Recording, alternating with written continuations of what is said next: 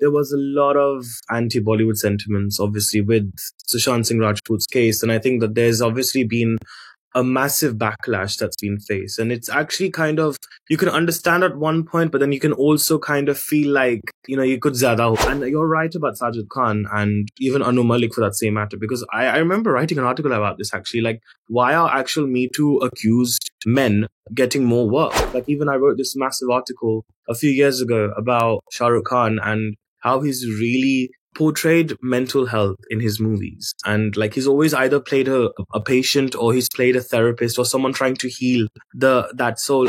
I think as a gay man and as someone from the LGBTQI community, and I genuinely love and respect my community a lot, that I feel that we need to stop collectively looking at ourselves as victims. I feel that we kind of need to get out of this zone where hum bichare hain. Hi, in today's episode, we have with us Anuj Radia, a British film journalist and broadcaster recognized for hosting the Filmy Shilmi Show, a talk show under his publication Filmy Shilmi, which regularly showcases interviews that highlight South Asian cinema and talent. Anuj is passionate about promoting diaspora stories, offering a platform for both emerging and established creatives within the British Asian entertainment scene. His show has featured notable figures such as Rishi Rich, the multi-award winning music producer, as well as key discussions on British Asian filmmakers' journeys and challenges. In addition to his role as a talk show host, Anuj has collaborated with various cultural and media platforms aiming to amplify voices that are often underrepresented in mainstream entertainment. And I'm slightly nervous today talking to Anuj, being such a cool presenter. So Anuj, the first question that comes to me is this. Your show, the Filmy Shilmi Show, has been garnering a lot of attention lately, especially for featuring all the high-profile guests that you have been bringing, and you really deep dive, into the South Asian cinema. So what made you start this platform? Where did this entire, journey began for this love for films, as we were talking about? And how do you manage to get all the Bollywood names and beyond onto your show? We are just dying to know. All right. So first of all, thank you so much for that lovely introduction. I think that was very, very heartwarming to listen to all that. It just really makes you realize how far you've actually come when you're working on your own and you're doing the stuff that you're doing, you don't really realize. So Filmy Shilmi Show really has just been a slight extension of what we've been doing. And that was actually an idea by my very good friend Aman Dhillon, actually, because she said to me once that, you're doing so well as an interviewer, but how to take it forward? What's the best way to really, branch off? So it's something more financially more, consistent, something that's a bit more effective, that's not just over Zoom. So I think we started it off last year in September. We had a second season in February, but obviously currently I'm at a juncture where I'm just trying to assess how to take it forward, because obviously I do aspire to have more like talents from India as well on our platform, but that, as you know, requires a lot more sponsorship. Requires a lot more money and all of that. So I think at the moment we're kind of in that sort of processing stage where we're just trying to see where to go with it. But I think it's been great though. I honestly have really enjoyed hosting that, because I feel like it's not only just given me more confidence as a presenter and as a Q&A host, but it's also made me feel like I'm doing something to kind of at least bridge that gap, because I think there is a massive gap. And even if people now even if they take forward with this idea, at least I know for a fact deep down that we started it. Aman and I started it. So I was very happy and reassured to know that. So as Filmy Shilmi, my actual publication is concerned, well, it kind of began out of a time when, number one, I was mentally not well. And also I was kind of at a juncture where I was not sure what I was going to do next. Unfortunately, I had made a lot of mistakes in another previous job that I did. And I had to leave because I was just not able to see eye to eye with what the ethos of that brand was and what was required. But obviously now, when I look back, it was actually just it was a minor learning thing. But obviously, when I did start off Filmy Shilmi, it just started out as a blog where I used to just write features and articles that used to come to my mind. And now I think what's happened is that slowly, as I've kind of worked in this industry more and I've kind of made contacts and I kind of network a lot more, it just kind of then just spirals into more of a, oh, it's almost like a vortex, really. So it's like a sort of media vortex where you kind of just go down and you kind of realize more people, you get to know more people, and then slowly end up getting more people on your platform. So yeah, and again, I really can't take full credit to it. I'm not trying to sound humble or to sound, very modest about it, but it definitely is very much a divine intervention. I think everything happening, and I definitely cannot take all the credit for it for sure. So yeah. Completely relate to you, Anuj, because I also began with blogging, and I began with writing articles. And then from there, you make the connections, and it's really like a vortex, and it just keeps going into a spiral where you meet more and more wonderful people, and your journey just takes its natural, progression. Sure. So yeah, so Anuj, what inspired you to take this idea a step further and making it not just a show, but a full-fledged platform, especially in London, with so many Indian film stars who come onto your show? Why did you choose London? I mean, honestly speaking, so to be honest, I didn't even know I wanted to be a journalist until the very latter stages of my teenage years. Initially, I thought that I would be a great lawyer. Um, I felt like I was very inclined to become that. But then when I sort of studied it for A levels, I realized that this is definitely not an easy task. I mean, it's very interesting, but definitely not something that I would align with. Um, but then afterwards, I pursued a journalism degree, and then after that, that's when I realized that actually, you know what, I really love reviews. In fact, I remember when I was a child, I used to read Bollywood Hangama's reviews. Taran Adarsh would often give his reviews. Like, my dad would print them out for me from his work, and he'd bring it to me, and I would always be very fascinated with the way they would use words to describe films and the star ratings and the pictures as well of the movies inside. So I would always get very fascinated by that side of things, and I've grown up watching Rendezvous with Simi Garewal. So I would say she's definitely like a key inspiration for me, like in terms of the sort of questions that I ask as well. Because, see, I do have an issue where I'm not able to form full sentences properly for some reason. There is a bit of I don't know, maybe it's to do with self esteem or low confidence. I don't know what it is, but I'm not able to sometimes articulate myself as well as a journalist should, or maybe many of my contemporaries who, how beautifully they're able to articulate their feelings and thoughts. So I think with that as a challenge, I think it just happened naturally, really, for me to kind of start this. And I often felt that why does one necessarily have to be affiliated with like a massive company or a massive brand to get seen or heard? And I think this whole underdog spirit has been something which has been very much instrumental in my life. I think I've always kind of, now looking back at I mean, I'm still very young, so obviously now looking back at some of the stuff that I've gone through, I feel like I've always had this whole spirit of trying to, you know, of actually being an underdog in certain ways. And I think it's been very special because I think that underdog spirit is itself a connection to the divine himself. So I think I've been very lucky that way, that, the divine has been there, and spirituality has really helped me and kind of get to this path. So I think it's a combination of things, if that makes sense. Yeah. So, Anuj, you know what? It's going to be very inspiring to have somebody like you, because our listeners for our podcast are a lot of youngsters, and, self-esteem, self-worth, I think so many of us really struggle with, and we don't know how to articulate it. And for someone like you who's really talking to really, really big film stars, and obviously you have somewhere conquered a lot of your own, vulnerabilities, and you have the strength and the courage to talk about it on a public platform. So do share a little bit more. If I could request you to delve a little further and talk about this whole underdog syndrome that you feel that you have, and why, when did you recognize that you have that, and did it ever pose to be a problem for you?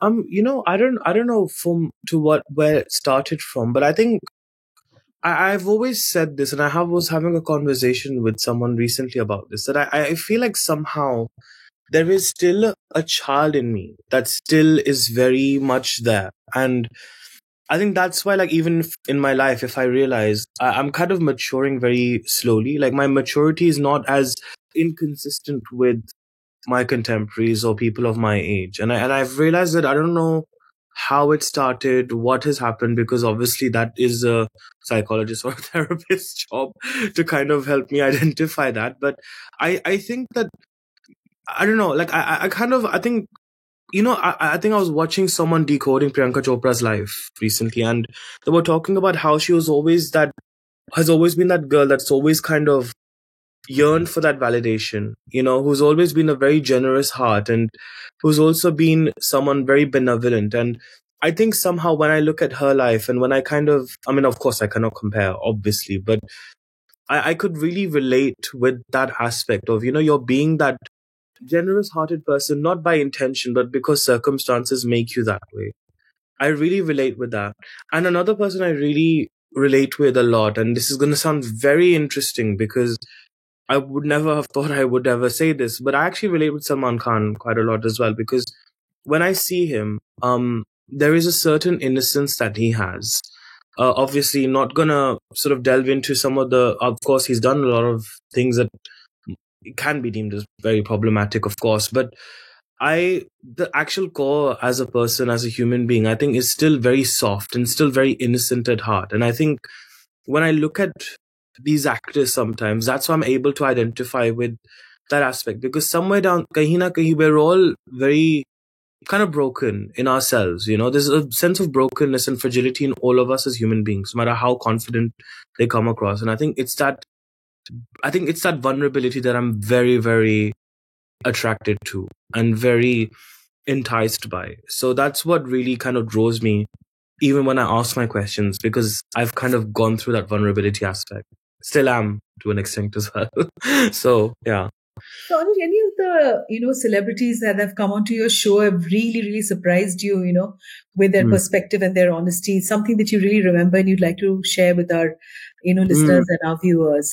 Yes. Again, Salman Khan. Honestly, I never would have thought that I would have had such a beautiful, beautiful conversation. I think also the sort of press coverage at times can be also to be blamed here for this, because obviously there's a certain image that he had of, like, him being a bad boy, and there was almost an antagonistic sort of shade that we've seen. But when I spoke to him, this was for a film called Antim, and I was very lucky because it was a Zoom audio call, and I was not even expecting to even get like a phone call at all. So the fact that I got that, it was such a huge deal. And I remember we spoke about the film and we spoke about everything, but then half of our conversation just ended up going about his affinity for Suraj Barjatia. Now, if we think about it, here's a man who obviously is supposed to be a very notorious, sort of has a very notorious image in the media, but yet he was sort of sharing his insights about Suraj Barjatia and how he really idolizes the Prem character, because he's someone he really, really aspires to be. And that really said so much about Salman as an individual, Salman sir as an individual, because I feel like kahin na kahin, he also aspires to be that. He is deep down a family man. He is deep down someone who really loves the sort of virtuous, almost Lord Ram kind of embodiment, because that's what Prem has represented in the films.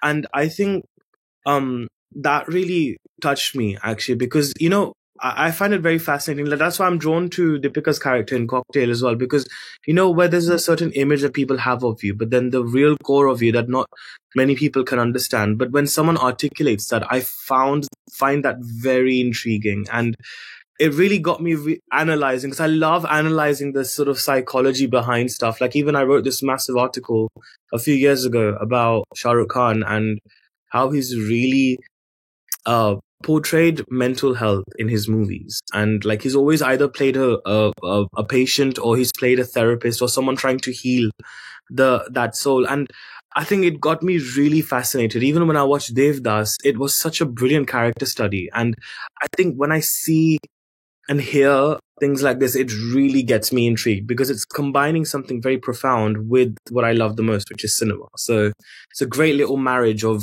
analysis for me. You're really doing your dream job, Anuj. There'll be quite a few of us who'd be very envious of you. You've mentioned in your previous interviews, that you're very passionate about the current trends in Indian cinema. So what do you think are the most, talked about topics in Bollywood right now? And what do you think that these trends mean for the future of Indian cinema? Because Indian cinema today is really moving leaps and bounds ahead, and they're really making international headlines, and they're not mainstream cinema. They are cinema that is, parallel cinema that is more real, more grounded in, new realist cinema, maybe if that's the word that one can use. Tell me a little bit about the trend that you think, would be the upcoming trend in Bollywood films. I think right now, the upcoming trend is very difficult to say because I feel it's going through a massive transition period. I think if we look back, I'm gonna signpost to pandemic time. There was a lot of anti-Bollywood sentiments, obviously, with Sushant Singh Rajput's case. And I think that there's obviously been a massive backlash that's been faced. And it's actually kind of, you can understand at one point, but then you can also kind of feel like, you could zyada ho raha hai, and I feel like what's happening now is that, I feel like there's a massive, and it's not just to do with Hindi cinema, especially. And I will talk about the Indian cinema part in a bit, but I also feel that there's a bit of a massive disconnect between capitalist sort of companies and sort of stratas of the world with the ongoing trends of society and the ongoing changes of society. Somehow they're very slow in actually capturing that sentiment and moving along with the times. So I think what's happening now is that I think people have become very selective with what they want to watch. So films are either doing very, very well or they're just completely biting the dust. There's literally no middle ground anymore, which is very sad. But it's also very representative of the times that we are living in. It is very extreme times. If you think about what's happening in the world, it is a very sad time for the world. But I do think that I've noticed a very subtle shift in storytelling where there is an onus now on spiritual storytelling, especially in South Asian cinema this year. If you look at a Pakistani show like Barzakh, which again talks about the afterlife, it talks about mysticism and spirituality and all these things, although it was a bit on the darker spectrum of storytelling. You had Kalki in Telugu and then obviously in other languages, which was a great take on our scriptures and, adapting it to modern times. Then you also had a very beautiful Punjabi film, which is called Bibi Rajni, which was also very seeped in Sikh culture and a very integral part of our dharmic history as well. It was very beautiful. Then, of course, in Malayalam, there was Ada Jeevitam, The Goat Life, which was, again, a very inspiring sort of hard-hitting at times, but also a very hopeful film, which shows that even in adverse times, God will always be there with you. And in Hindi, of course, we had Stree 2, which is very fantastic. And that's a great case example, actually, I would like to discuss, because Stree 2 has recognized that our scriptures and our folklore is our soft power. They've embraced that, and they've not just used it for the sake of using it to get the audiences in, to get the moolah. It was there for a reason. It was embedded so beautifully into the story, and it worked well because there was a good intention behind presenting that our folklore and our scripture references with a very contemporary story that everyone can relate with. And I think and I'm sure the industry will definitely recognize this and pick this up as well. But I just think that in attempt of doing so, I think it's also important to realize that this copy-paste sort of structure will not work anymore. Just because one film, this formula stuff will not work anymore. Like, I think people want originality. People want things that are kind of, moving ahead with the times. Now, Indian cinema, very quickly, I'll talk about. I think there's a massive pan-India movement now, which is great to some extent, but then it's also kind of, again, it's like I was saying about extremism earlier. There's like people who are completely going to South and be like, oh, every South film is great, every Bollywood film is bad. But that's what I'm trying to say. I think it has to work in conjunction with each other. And I think I think collaborations are beautiful, and I think that's the power of Indian cinema, is the fact that we are so diverse and such great languages of cinema. Like Malayalam cinema has done fantastic this year. So it's great to see that sort of growth as well. But I just wish that people's reactions were just a bit less extreme and just a bit more balanced. Well, that's really wishful thinking, Anuj, because people are very reactive now all across the world. We can see that, and they are discerning, as you rightly said. Let's just talk a little bit about the shift from OTT. The OTT platforms have been so large that a lot of, films that used to be in Indian cinema, the big magic, the magic of the big screen, that is really dying down, right? And I'm a huge fan of the big screen. I mean, I love to be consumed when I sit down quietly with my, coffee and my popcorn and watch it. Even I don't even like to chew my popcorn, because in case I miss a dialogue, or a sound or a silence in the film, So, what do you think, this shift, from traditional cinema to OTT platform, where is this really heading? Is the big screen going to come back? I think it already has to an extent, but I also feel that what's really helping in bringing back audiences to the cinemas is this whole new trend of re-releasing classics. And quite frankly, I used to think that अच्छा मेरे पास DVD है OTT पे मिल रहा है वो film, तो क्यों जाना फिर से सिनेमा में खर्चा क्यों ही करना है वो फिल्म देख के. But I just feel like there is a certain magic that comes with it. I mean, I've seen Veezar, I've seen Mohabbatein, Kabhi Khushi Kabhi Gum, like most of the Shah Rukh Khan classics we've seen on the big screen again, and there is a magic. It really transports you back when the lights are dim, when the sound is up and the screen is lighting up. You can feel that magic. You literally get transported back into time. And the moment you step out into the foyer during the interval to buy a snack or a popcorn is when you're suddenly zapped back into current time. And I think that power is very, very important, because I feel like people are really holding on to nostalgia. People are so scared of how grim the future is going to be that they're finding comfort in the past. They're finding comfort in things that once gave them happiness. I mean, myself included, in this. And I think this is a great way to kind of gauge to what extent what films will work for filmmakers, because see, it's a good way to map out, when you look at the past, they say history is our greatest teacher sometimes. Yeah. So they can sort of map out sometimes by seeing what sort of films are doing well and what sort of films could possibly do well now as well. And if you think about it, I think people are missing that wholesome family vibes with good stories, and I think there is a great demand for that.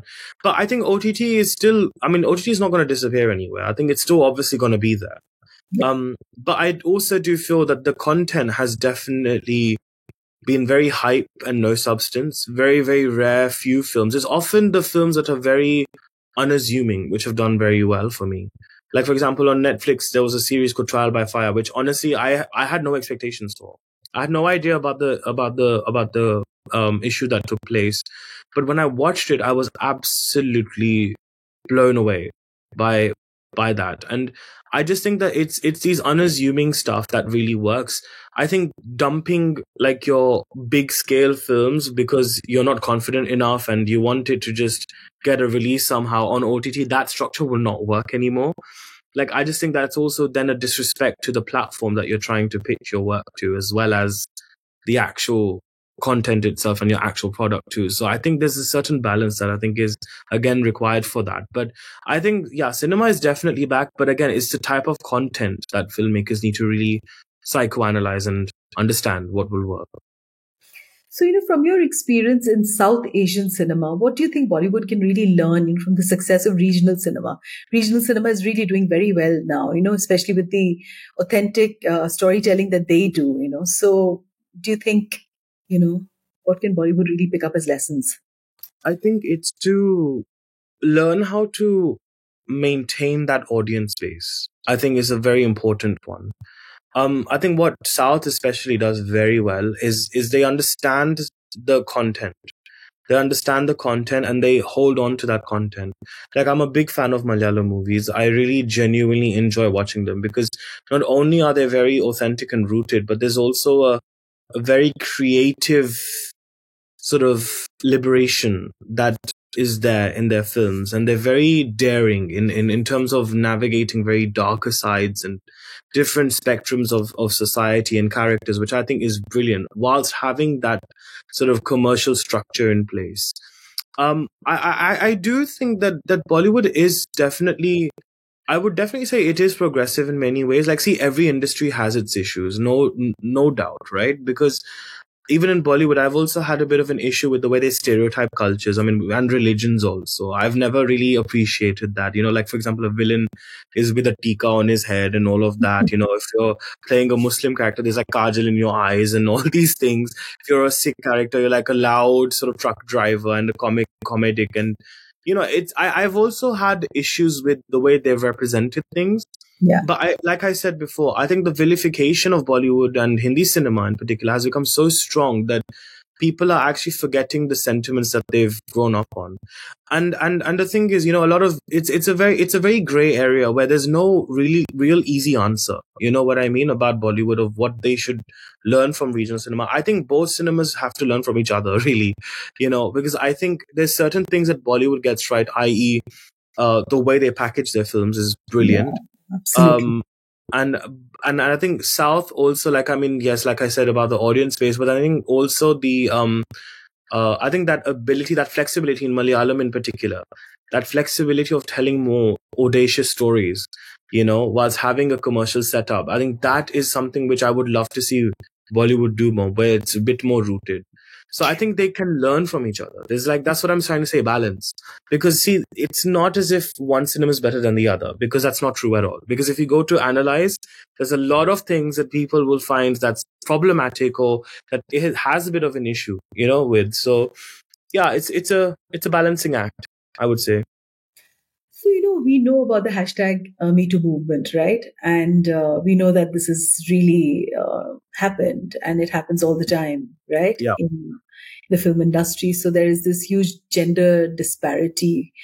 Do you really think that it's made a difference, or, it was just a passing trend that had happened, and then, everybody's quiet because that that's just somewhere quite accepted, maybe with quite a few stars? Because I remember Sajid Khan was accused of, of a very obscene act that he had, done with some very new actor who was entering the film industry. And then, bam, I again saw him immediately after that on Big Boss. Like as though nothing had happened after a public apology, So what are your views on this, Anuj? Yeah. So I think Me Too is a very important movement. And I think the way it kind of took off in Hollywood, it was very moving and it was very poignant. And Absolutely. I think I was absolutely, I felt very triggered, actually. I'm not going to lie, because when I read some of the stuff and the ordeals that had happened with the whole Harvey Weinstein kind of issue, I was really taken aback at how humans can be so cruel to one another just for power and control. Yeah. I think in Malayalam, it's interesting how that's taken off now. Yes, also in the Malayalam film industry, yes. That's also taken off now. And I think it's good. I think it's a good sweep up. I think there's nothing wrong with that. I think I fully support it. In Bollywood, in Hindi cinema, I feel, I mean, it's a difficult one, because I feel like on one hand, it was very powerful and moving to see the statements that were coming out. But then at the same time, I'm a little bit concerned with the pseudo wokeism that is also as an underlying current to it, i.e., people using it for their advantage just to get back at each other. I think that's something which always does concern me and makes me very fearful. And you're right about Sajid Khan and even Anu Malik for that same matter, because I remember writing an article about this actually, like, why are actual Me Too accused men getting more work?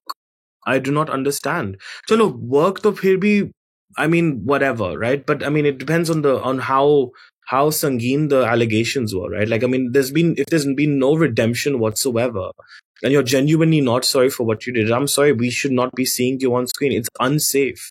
Especially in Big Boss, for example, where you're locked up in a house with women who are probably younger than you, I mean, it is very disturbing. It is very disturbing. I think I was definitely not happy about it. And I also noticed how there was a very subtle attempt to whitewash the images as well.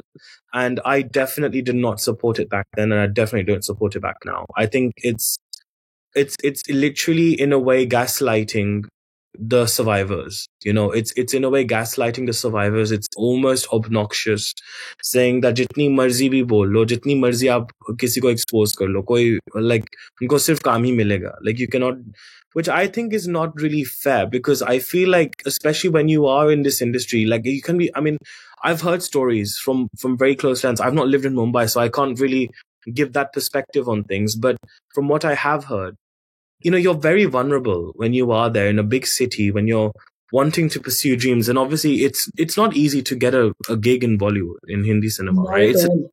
It's a tough thing. Very tough. And the stuff that I've heard is actually very, very horrific. And honestly, I think that's why, like, I will always definitely support the Me Too movement. But at the same time, they say proceed with caution. That's also something that I often believe in, that it's very important to obviously stand in solidarity with the survivors, of course, no doubt. But at the same time, it's also, especially if you're a journalist, to also understand the other side as well. So I think that's what's also important. Again, it's a balancing act. Again, I believe the balancing act is so important, because I think हमारा सबका संतुलन ना एक या वो side पे हिल चुका है. And I think we need to all kind of get that head out again within us as a society. So yeah, #MeToo, I think, still is not, taken the kind of momentum it has taken internationally in India, and rightly, as you said, it's a shame.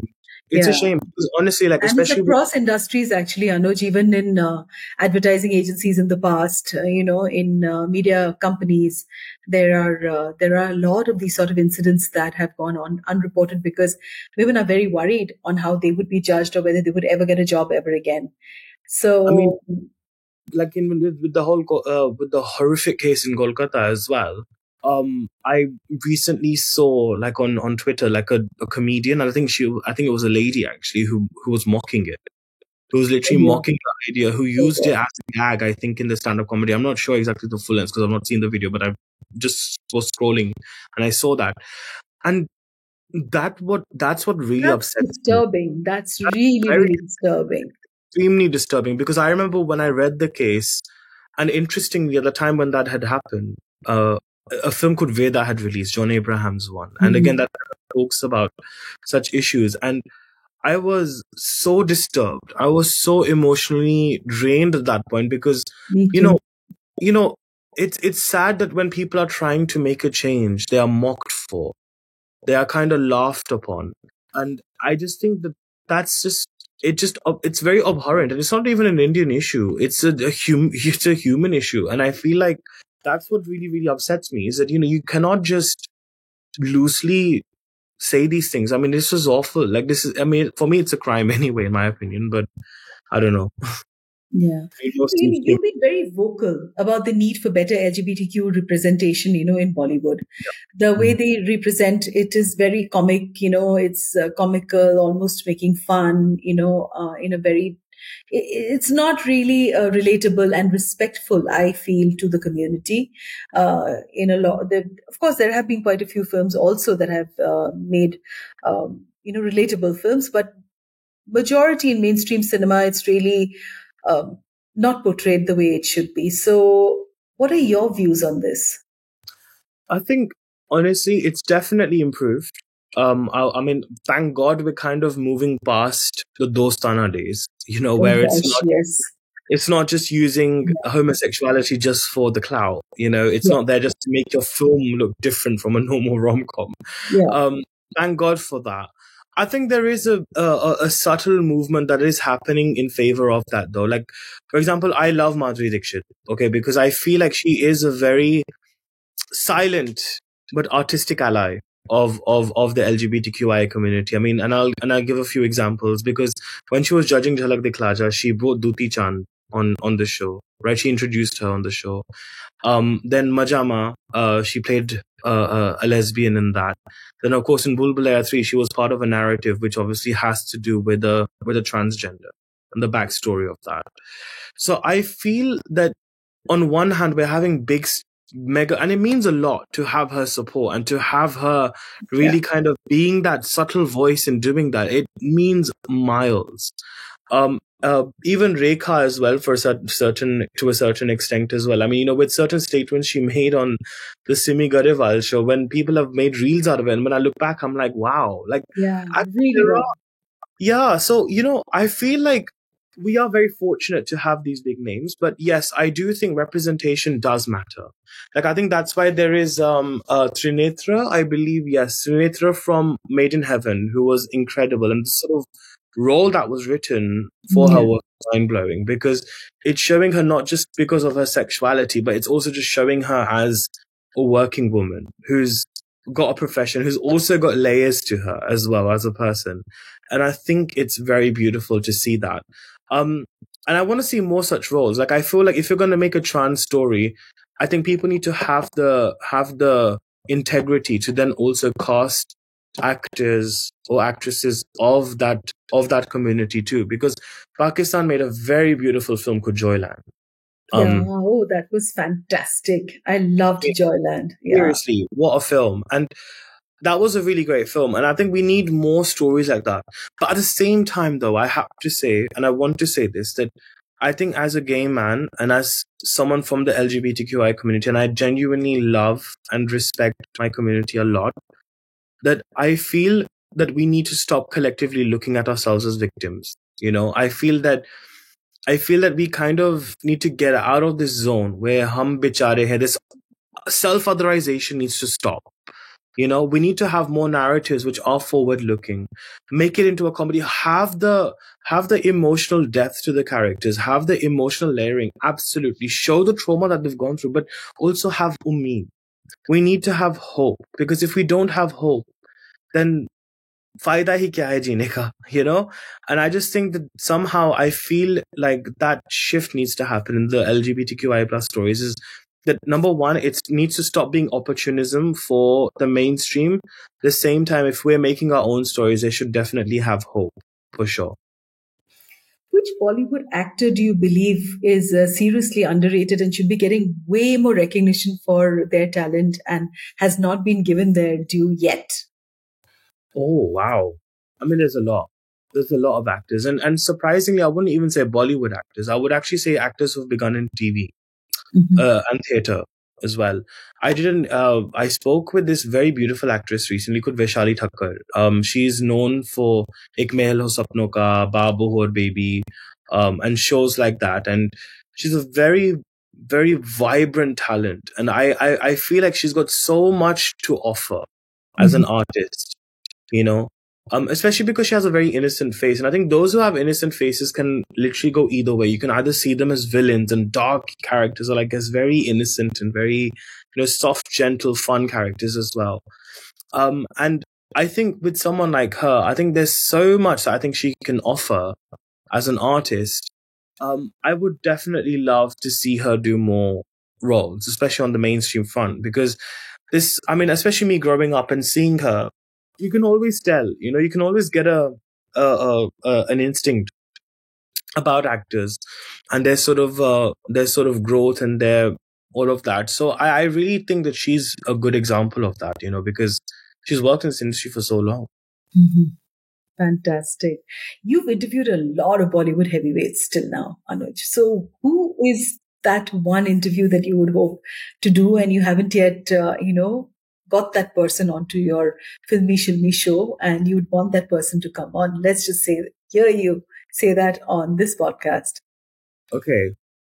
I mean, I do have a bucket list. I'm glad that Kareena Kapoor happened this year. I'm glad I got Bebo this year, which I was very happy about. And Bebo is the sweetest. She's lovely. Aishwarya Rai is definitely one of them. Aishwarya Rai, Karishma Kapoor, a lot of the 90s actresses actually. I'm dying to sort of interview. Bobby Deol I kind of got done as well this year. Yeah, I would say, if there's one that I'm dying to do, eager to do, I would say it's probably like Aishwarya Rai. Aishwarya Rai it is, of course. So, in India, we've also done a podcast with him. His name is SMM Osuja. he's working very hard, to preserve the legacy of Indian cinema, from the time when the posters were hand painted and they were put out. So do you think the modern industry is doing enough to honor the past, or are we too focused on the commercial side of things, to care about preservation of Indian cinema and the art, the artwork, the entire legacy of how India is really joined, with our love for Bollywood and cinema, actually, So do you think, there needs to be some change, or there should be more work done? Well, I think definitely you're right about it becoming way too commercial.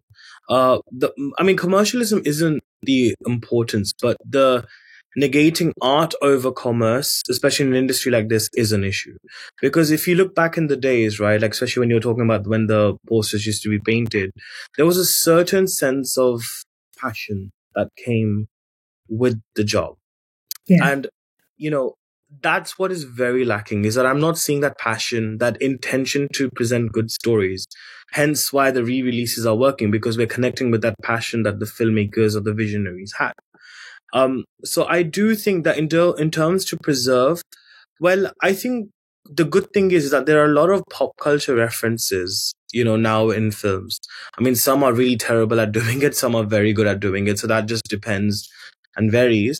But I do think that there is a certain need to go back to our roots as storytellers. We need to tell stories that are cultural, traditional, but yet balanced, fusioned beautifully with the current contemporary space of society. And I think once that balance is struck, then I think we will definitely see the industry flourishing a lot more than what it is right now. What message would you have for new filmmakers, and does your platform, Filmy Shilmy, offer opportunities for them to come on your show? Of course it does. But again, like the system, we're also kind of bludgeoned with the idea of commerce and art. Hence why we're having to reanalyze things.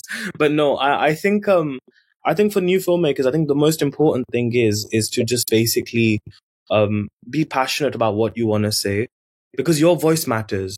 Actually, Mowa, I also wanted to say this because I feel like it really bothers me sometimes how there is this whole massive cancel culture, that if a certain film isn't of a certain political alliance or of a political alignment, they're cancelled. And I absolutely vehemently disagree with that. Believe me, there's a lot of things I disagree with. Okay, like for example, this Modi documentary came out. I personally didn't really agree with a lot of the things they said. And I couldn't really see eye to eye with it. But do I think it should have been banned? No, I don't think it should have been banned. The outrage towards films like IC-84, the Kandahar one in Netflix, yes. The outrage towards Emergency, Kashmir Files, Kerala Story. I feel like someone's art should not be banned. It's their voice. If you don't like their voice, then you have a medium to absolutely do that. But to kind of not give them awards, to not kind of at least hear their story, or to at least give an opportunity for their film to be shown, I think that is not fair. Yeah, I think that's really cruel. And I don't think art should have the freedom to express itself. And that also goes for films like Lal Singh Chaddha, because honestly, like at that point, when the pandemic was on, like I feel like we were all kind of so brainwashed into this whole anti-Bollywood sentiment that anyone would feel, like it was awful. I mean, seriously, like even what happened with the girls during the whole NCB thing was awful. Like no one ever deserves to go through that, and I felt like even with this whole like Lal Singh Chaddha thing, with the whole cancel culture thing, like sure, you might disagree with what the actor is saying, you might not agree with his political views, but should you cancel his film? I mean, come on. I mean, really, cancel culture is so prevalent even in our day-to-day lives, Anuj. That one can really go into a whole conversation onto a different tangent altogether. Like, and you know what? Like, it's so exhausting where if you're on the left, you cannot affiliate with the right. And if you're on the right, you cannot affiliate with the left. It's just, it doesn't make sense. It does not make sense. I mean, even Rajya Sabha has all the parties of different political alignments there. You know what I'm saying? So why is it affecting our society so much? I've not understood that. And I don't know. And that's why I think it's really important to have a middle ground, because I feel like the world has lost that middle spectrum. Yeah, And I think it sounds so utopian, Anuj, that people will start believing and working on that middle ground. Thank you, yeah, Anuj, for taking out the time today to be on our podcast. It has been an absolute honor to have you and have this absolutely heart to heart conversation, because I love films as much as you do, or maybe not as much as you, but and not as in depth as you do, but I surely live and breathe on films. And thank you so much for taking out the time, thank Anuj. you, Moa. You've been such a beautiful, beautiful host, and I've really enjoyed speaking my heart out. Actually, it's been so lovely. I think a lot of things that were kind of concerning me, or things that were on my mind, I could very asani to say it here. So thank you so much for doing that and creating that atmosphere to do so. So thank you. Thank you. Stay blessed, Anuj.